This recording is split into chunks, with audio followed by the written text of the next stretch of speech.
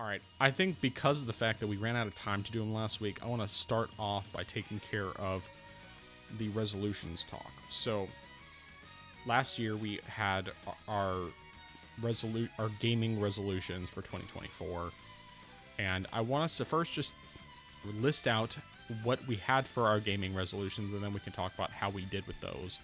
After we go through that, we can talk about what our gaming resolutions are for 2025. So start us off by talking about what your gaming resolutions were for 2024. Yeah, so last year, my gaming resolutions, I had to actually go back to figure this out. I didn't realize I had this many.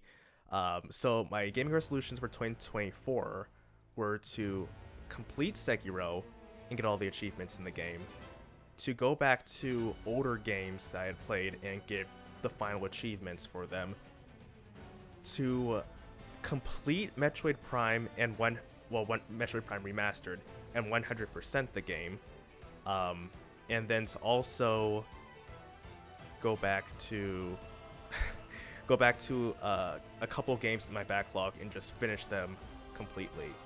So, sad to say, I did not complete a single one of these resolutions. And I'm going to partially blame the fact that there were so many games that came out that grabbed my attention that seemed to come sort of almost back to back. Because Palworld was a sudden drop that I was not expecting to get attached to at the beginning of the year. And then probably around, I played that for a few months and I was of course playing Helldivers, but then Ghost of Tsushima came out and that grabbed my attention. I was playing that for a good while and I was just latched onto that.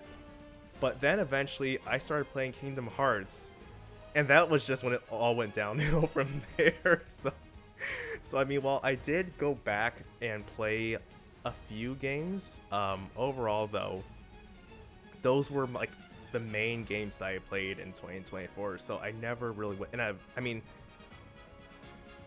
yeah, I don't think I went back to Sekiro. I went back, I want to say I went back and played a little bit of Metroid Prime Remastered, because I do remember I went as far as going to the Phazon Mines. But I don't think I even completed that area yet. No, I know I didn't complete it because I didn't face the Omega Pirate. So I didn't even finish the base game, let alone get all the items and whatnot. And yeah, I definitely know that some of the achievements... And another thing that also with the achievements is the fact that there were a couple games that I completed all the achievements for them, but then there were updates and new content that came out where they added more achievements, and that was a problem because I was already in the mindset of thinking, all right, I finally got these games 100%ed, and then new patch comes out, more achievements. I'm just like, And I mean, one of the games that I even 100%ed, it's a hard mode that came out, and essentially you have to face off against the main villain in one of the encounters that happens in the game, and you can't die at all or the game automatically, like, your data gets erased completely. So you have to beat him in an encounter once to get the achievement, but you actually have to be strong enough to face him in the encounter, which just means you're gonna have to go through a bunch of stuff to get to that point. So that's why I never really wanted to go back to that game. So that's part. I'm gonna say that's another reason why I did not do the achievement ones, because there were more achievements that just kept popping up that really frustrated me. But yeah, that's how I did for my resolutions. All right. Well, I set more manageable resolutions because I knew that trying to set, especially finishing specific games, was a bad idea, because just too often I have frequently in the past set myself resolutions that were just not entirely realistic, or, well, I should say just not entirely realistic. So my resolutions for 2024 was, number one, play more games for my backlog of the new purchases. Number 2, play games from franchises that I've wanted to play in the past but never got to, like Devil May Cry, classic PC titles, various games on 3DS and Vita, many of which were also in my backlog. Try some new types of games that venture outside of my usual genres, like turn-based strategy and Souls-like, some of which are also in my backlog. And number 4, try to take more of the time I play to just enjoy games I play and not rush through to finish them. So I did pretty well for playing more games for my backlog than new purchases. It took me a while to go through all the games I played in 2024 to figure out what was new, what was backlog, and not, of course, since I said play and I didn't say finish, because that wasn't really the goal, was just to play more stuff in my backlog than new purchases. What it came down to, and this is roughly accurate, possible that I missed some games. 77 old / backlog games, 14 of which I beat, and that counts games where I beat them more than once, like Dark Souls. 52 new games that I played, 11 of which I beat. And once again, if I played something more than once, then that counts, although I don't think any of the new games were like that. But so then ultimately I did end up playing more games from my backlog than new purchases, though it wasn't significantly more. It was, a total of 15 more backlog games, and some of those I only played a tiny bit. So I'm just counting them because I just said play, I didn't say finish. But I did still beat more old games than new games. So technically, even if one of those was Dark Souls 3 times. Play games from franchises that I've wanted to play in the past but never got to, like Devil May Cry and so on. I did play Devil May Cry 1 and 2. I played Jedi Fallen Order. I played Ni no Kuni, Psychonauts, and Okami-den. So Devil May Cry was just a franchise I'd always wanted to get into, but I had never played before, so played the first 2 games in that and started the third. Jedi Fallen Order I had wanted to play and had bought a couple years prior as well, and finally got into and played through, enjoyed, loved. Finally played Ni no Kuni, which I had been interested in for a long time, but didn't make a whole lot of progress in it. Played like maybe 9 hours or something. Played some Psychonauts and played a little bit of Okami-den as well. And then trying new types of games. I didn't do turn-based strategy really, but I did do Souls-like. So, and then of course, obviously, I ended up thoroughly enjoying Dark Souls Remastered and played it 3.5 times, and got all the achievements. Played Dark Souls 3, which I enjoyed, though I definitely need to go back to it and do the DLC. Played a tiny bit of Demon Souls, and played Jedi Fallen Order, which is light on the Souls-like elements, but it is Souls-like in some ways. And then my final one was trying to spending more of my time enjoying the games and not just rush through to finish them. It was mixed on that. There was definitely situations where I did do that more, but then there's also other times where I was just kind of pushing through. So, yeah, it was a little bit of both. But 2025 gaming resolutions. Start us off. All right, so this time I decided after that embarrassing performance to rein things in a bit more with my expectations. This one is kind of one that I had from years back before we got this port, but because I've technically already started it and I've gotten through about halfway, I would say, if not maybe a little bit, well, I'd say still halfway or so, I think it's feasible enough for me to do this, and I think I should, unless I get really burnt out, I think this one should be feasible, and that is to finish the Kingdom Hearts saga. So that means just finish Birth by Sleep, do 2.8, and which would be Dream Drop Distance 0.8, and I mean technically watch the movie.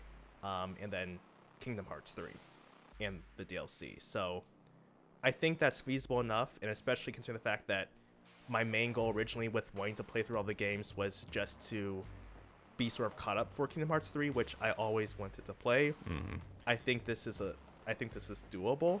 Yeah. I don't see any reason why this won't happen unless, like I said, I get burnt out sometime. So that's one of them. The other one I have is to just finish at least one game in my backlog. Like, it doesn't have, or actually, not a backlog, but finish a game I've started but haven't finished yet. So I've definitely got quite a few of those lying around. So just finish one of them. Off the top of my head, the one that I sort of want, two I want to finish right now, that I have, a mind to finish. One is Dark Souls Remastered, finish that, and the other one is Spider-Man Remastered. So those are the two games off the top of my head that I want to finish. But any game that I haven't finished yet, I just want to finish that and knock that out. And as a side mission, maybe, because it'll also depend on a lot of things. One of the things which we might be talking, we'll be discussing this later on. But maybe at least just finish Metroid Prime Remastered before Metroid Prime 4 comes out this year.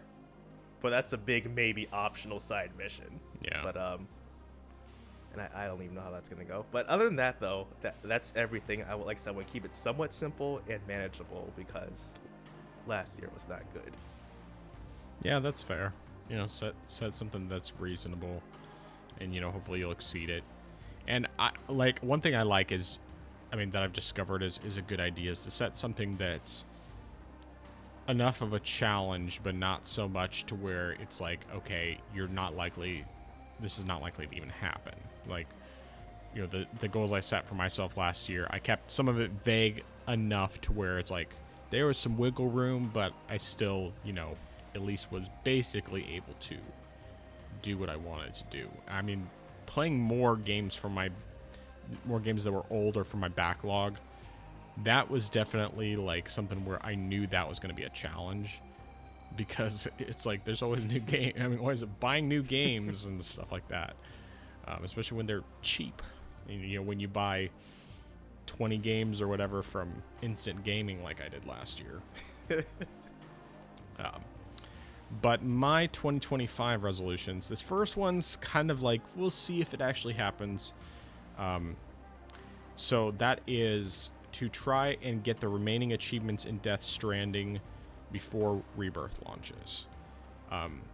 But I'm kind of spreading it out and saying more so, I was going to let me back up. So what I actually have written here is get remaining achievements in Death Stranding and or finish at least one more game before Rebirth launches, which would be, one of the ones that's already in progress, like Superland, Psychonauts, or Okamiden.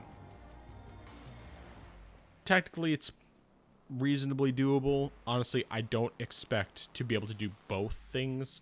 I think it's more likely that I'd be able to do one of those things, but it's just kind of if, let's say, Death Stranding, I played enough over the weekend to where I managed to actually get most of the remaining achievements and was done this weekend, because it's theoretically possible, then yeah, I would probably have enough time to finish a game, but I'm not expecting to.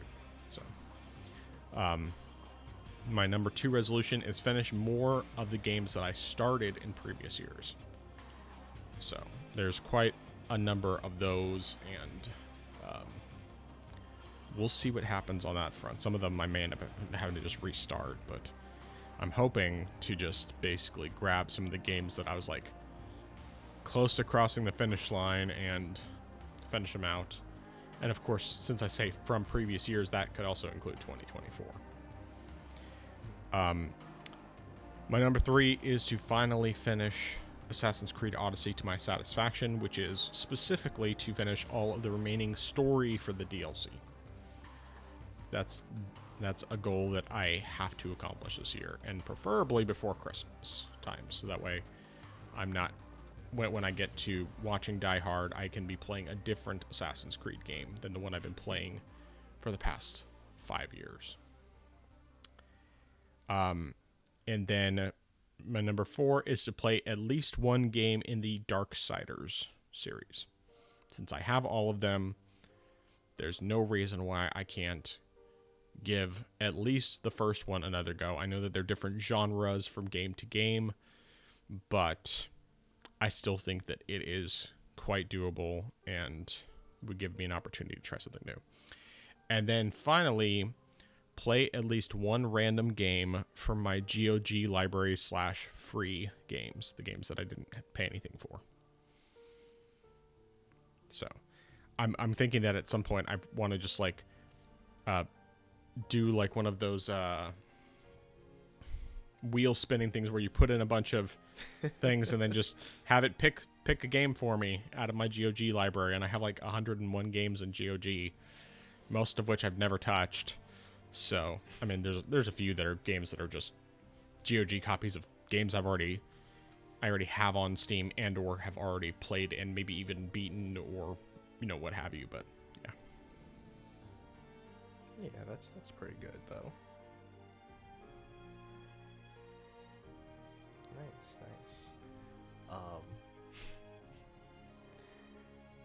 So so actually, how many achievements did you say you had left for Death Stranding? I think right now I am down to, let me double check. I think it's like 10, give or take. Let's see. Right now I am at, it's 9. And it's technically 8 because the last one is specifically the one you get for getting all achievements. So Okay. So it's 8 more. I know that. I mean, I don't know what specifically all the ones are, but I know that there's like finding all the memory chips, listening to or watching some interviews that are in there, which are, you know, just in-game lore basically. There's getting a legendary rating on I think like 50 or 60 things. There's getting all of my porter, that is delivery man, stats up to I think 60 is what it's supposed to be, and I'm not sure about the rest of them, but there's just, it's random stuff, mostly grindy, but it's actually been going faster than I was expecting to do some of these things, so that's been nice. Okay then, so I guess that one should be reasonable to do before Rebirth then. Yeah, and we'll see. I think with the legendary one, like I think I'm supposed to have like 50 legendary ratings, and I'm at like 15 maybe, if that, maybe like 13 to 15 right now. So I mean, some of them don't take super long, so there's that. But yeah.